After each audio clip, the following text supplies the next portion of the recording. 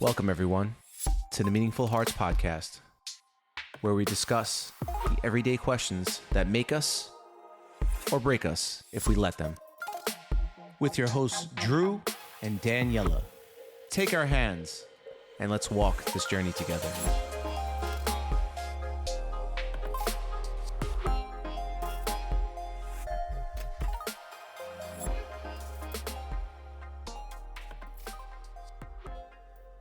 Welcome back, everyone, to another episode of the Meaningful Hearts podcast. On today's episode, Drew is in the hot seat as we do questions from a therapist. Now, it's just 2 questions this time. Drew is not privy to know the questions prior to me asking, just in case anybody's wondering. But I like these questions. You ready? Yes, of course. I'm blindfolded and ready. Okay, I don't know about blindfolded, but the first question is, what is the biggest misconception about you? That I'm a jerk. A pompous jerk. A know-it-all. I would say that I guess I do have a very strong personality, and I'm something that it was told to me a long time ago, and I guess I took it personally because I was explaining how somebody took what I said to them the wrong way, and I was like, well, I'm just giving them advice, and it always resonates with me. It's the worst advice is advice that was never asked for, right? Oh my goodness. I'm going to interrupt you for a second because it's just so crazy that I literally had this conversation today with a client. Yeah, we've had this conversation too, I think. Yeah, but it's just funny that it just so happens to come up right now because what you just said is literally what I just said. Yeah. Oh, and the other misconception about me is that I'm clairvoyant. So of course you had to throw the humor in there. Yeah. But I'm so sorry that I interrupted you. That's okay. That's great. That's great. It's a very hard, fast lesson because I think that a lot of people didn't tell me that that's what they thought of me, but they slowly moved away or acted weird towards me. And I'm like, what happened to this relationships? Why do people, even at work, I used to get that at work. I'm like being like alienated. Like they're just not fucking with me anymore. Not talking to me anymore. Like, what's going on? And I used to get like frustrated. Like, why are these people acting different? And I was like, I wonder if their perception of me or how I'm behaving. And I think when that realization came about the whole advice thing, I was like, I started revisiting so many conversations and I was like, wow, how many times I injected my own advice and it was never asked for. I just couldn't help myself. It's like an itch. I know what to say. I know how to help you. So I'm going to throw my advice at you, whether you want to hear it or not. And it comes across in the wrong tone. It comes across in the wrong way. And then, who's this guy on his high horse? Who the hell does he think he is? And I was really just trying to help, but it wasn't taken that way. So I think that's a big misconception of me. How do you think that came to be? What came to be? 1, the misconception, and 2, this tendency of you to share how to, I guess, like your advice or like knowing what to say. Well, the misconception is something like it happened because humans naturally will take things how they are, depending on the context, or I guess invalidating somebody by sharing a story. They're going through something and then you share a story of how you had the same scenario happen to you. And it kind of like, it pulls them out of their spotlight, I guess, a bit. And it's like, oh, well, I've been there before. I've gotten through it. And it's like, some people just want to be heard and they don't want you to fix it for them. I'm more, I guess, practical in that sense where I'm like, fix the fucking problem. Let's fix it. Right? Fix the problem. I know how to fix it. Here you go. And I figured if I can help somebody, which that's my intention is always to help, not to hurt. It's to help. And for me, it's like, oh, I'm helping this person. And sometimes you don't realize that what you're actually trying to do versus what's actually happening, right? The message has to be received just as it's intended. And if you're not effective in understanding of how a message is being relayed or received, you're not effectively communicating. Something I had to learn through other people, my mirrors, people in my life, you, Tarun, not many mirrors, but people in my life that said, you know, Andrew, that's not how it's being received, and it can come across like that. And I'm like, that's bullshit. You know, I have my own ignorance. Like, I was just trying to help them. You know what? Fuck that person. They don't need my help then. I can't believe that. And it's like, I made it about me again, once again, right? I made it about me instead of being kind and understanding. It's like, you know what? Maybe that's how it did come across, because what I didn't realize also is that when I'm going through something and somebody injects their 2 cents, it's like, I don't want to hear that right now. So, yeah, I don't want to go off on a tangent, but No, you're not going off on a tangent. I was thinking about what question to ask you next, because I think there's more to unpack with this. But I also don't want you to start to feel like, I guess, a client, truthfully, even though these are questions from a therapist. I mean, one thing, again, it's our personalities are our personalities. Yeah. You work as a therapist, but our minds work exactly the same. If I were to shift and become a therapist, my questioning and my patterns would still be the same. Yes. Because this is how we think. This is how we unwrap things. You know, I don't therapize, you know, everybody asks that, right? Oh, so your girlfriend's a therapist. Ooh, so she must therapize you. And it's like, I hate to tell you this, but my mind works in the same way. So it's like, you know, we're drawing guns. We're both drawing our guns at each other. For me, it's like, even if I wasn't a therapist, I would probably still think this way. Correct. That's part of the reason what makes me a good therapist, is that I do think this way. So then I guess I'll ask you this question. It's more like a reflection and then a question. The reflection is that it sounds like, or I wonder rather, if,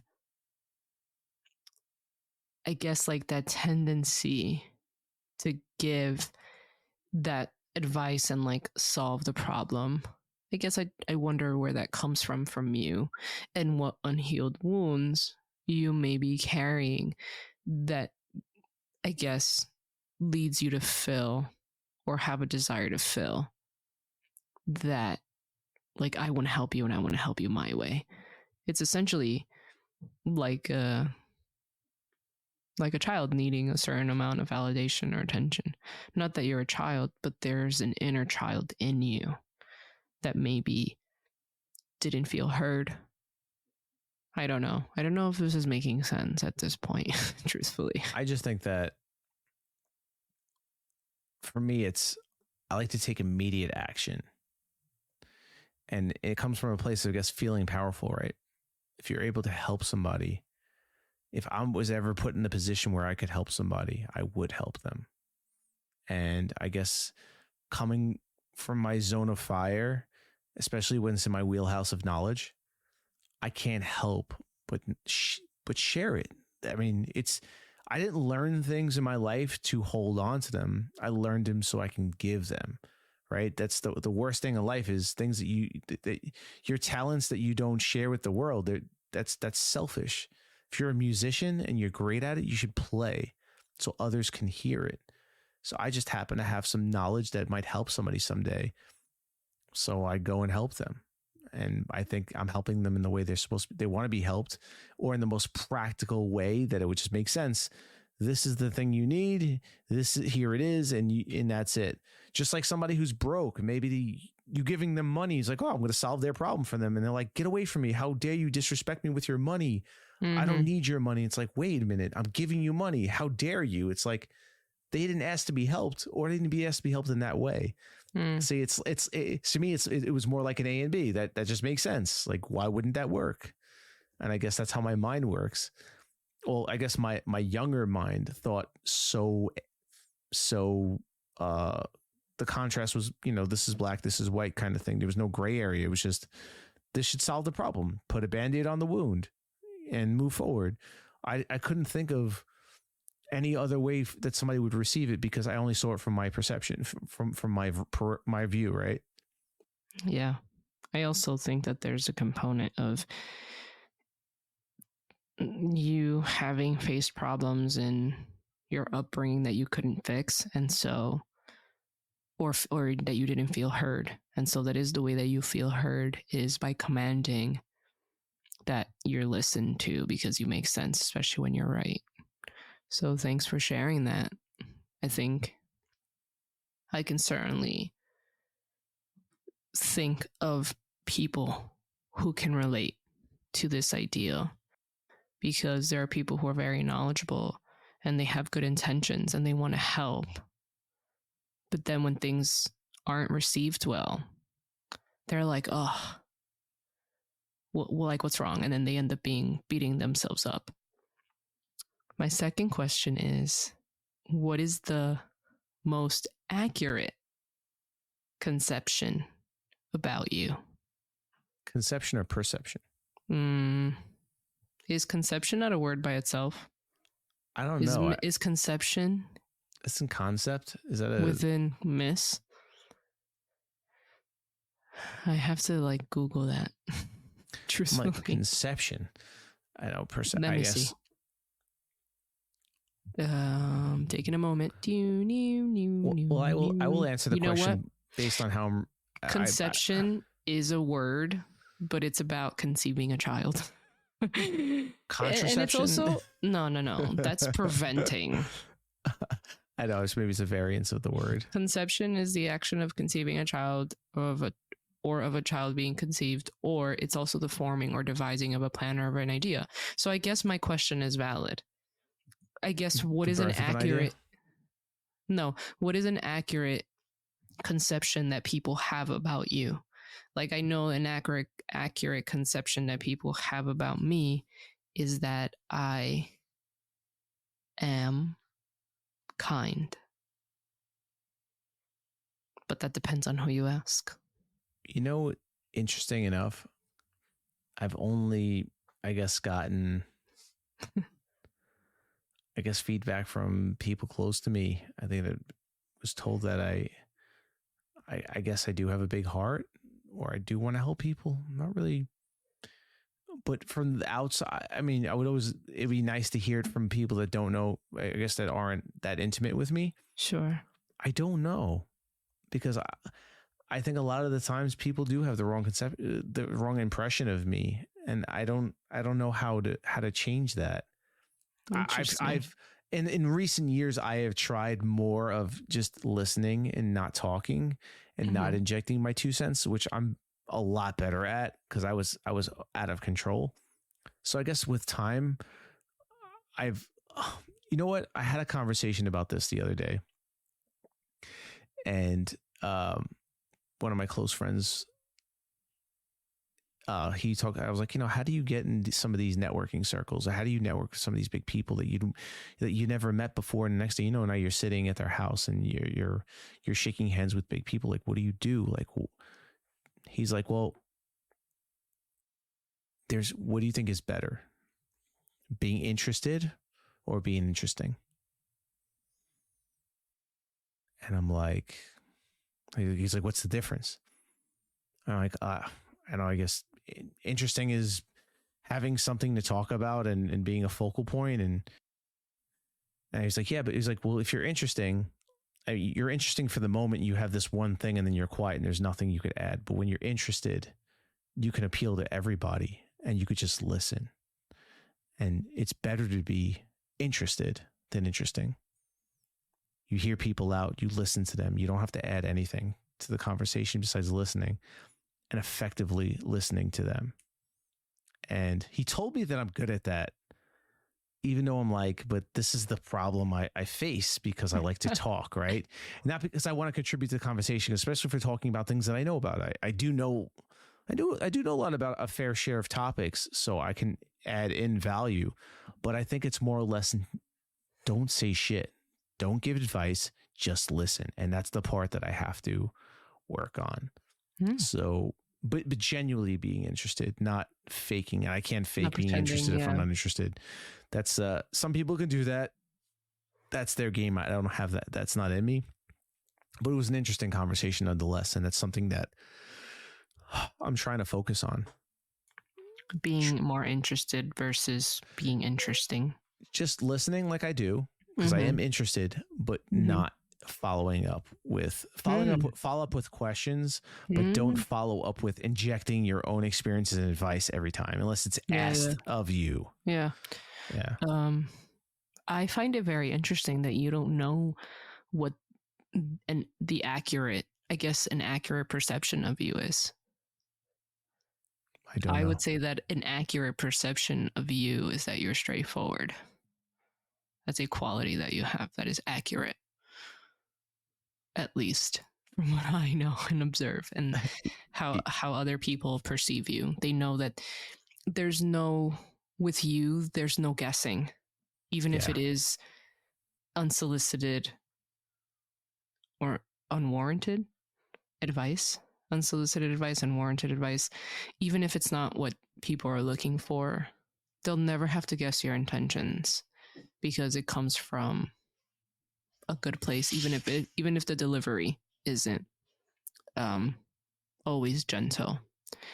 I appreciate so much that you have answered these questions because I think it's important for your self-reflection and to see if you know.